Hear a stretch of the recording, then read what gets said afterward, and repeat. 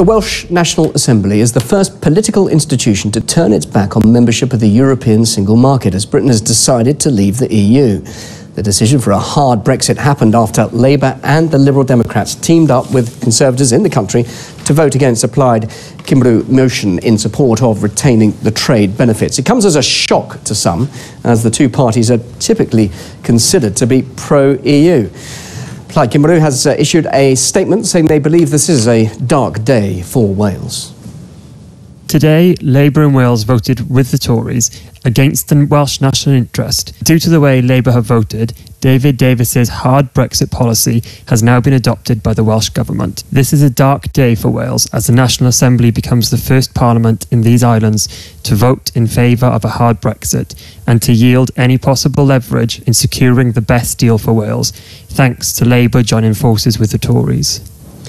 Joining me now for more on this is Independent Assembly member for North Wales, Nathan Gill. Nathan, isn't this a waste of time? The Welsh Assembly will not be deciding the terms of Brexit. That's up to Westminster, isn't it?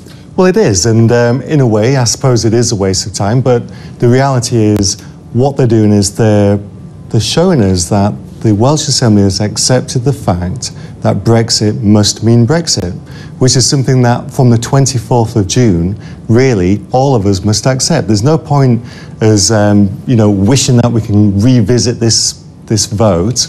But there isn't a sense of that in Wales, is there? Because actually the majority did vote out, didn't they? Absolutely, and that's what we fought for, and that was one of the greatest moments in my life when the people of Wales backed the Brexit vote as well.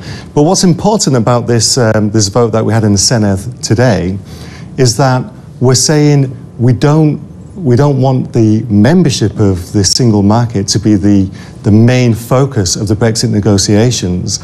And we've recognised the fact that if you are a part of the single market, you're actually de facto a member of the EU, only without all of the powers that goes with the full membership. So Norway, of course, are not members of the EU, but they are part of the single market, and they therefore have to have the free movement of people through Schengen. Now, that's what the British people voted very definitely against. Right, so this is more about immigration than trade then?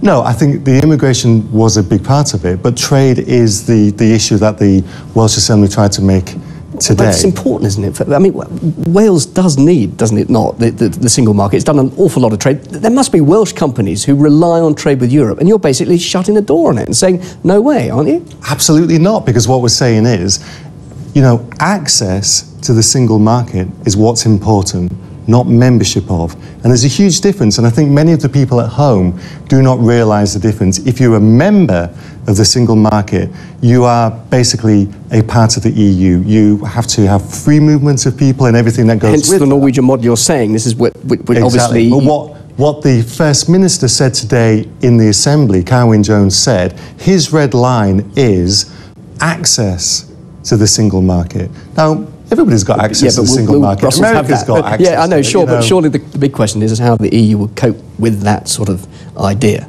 Yes, but the argument we gave all along during the Brexit campaign was, look, we buy more BMWs and Mercedes than they buy Jaguars and Land Rovers. So they have full interest in giving us a very good trade deal, if not a free trade deal, and that's really what the Welsh business people want and need. Can you explain this political unity between the Lib Dems and Labour uniting with the Conservatives? Here are two parties who are actually pro-EU.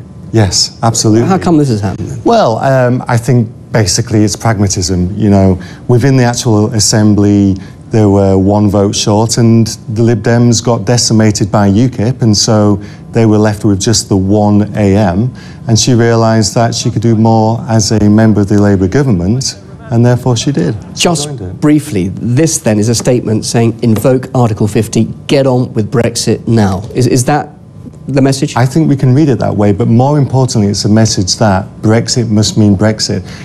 They actually got up and they said, we're not happy, we campaigned and we wanted Britain to remain part of the EU, but we now acknowledge that the British people and the Welsh people specifically here have spoken, and we must therefore honour what the Welsh people and the British people have said. Now that's good, because that's good for Britain, and that's the way that politicians need to now be. Nathan Gill, thank you very much indeed for joining us live here in the studio. You're welcome. Thank you.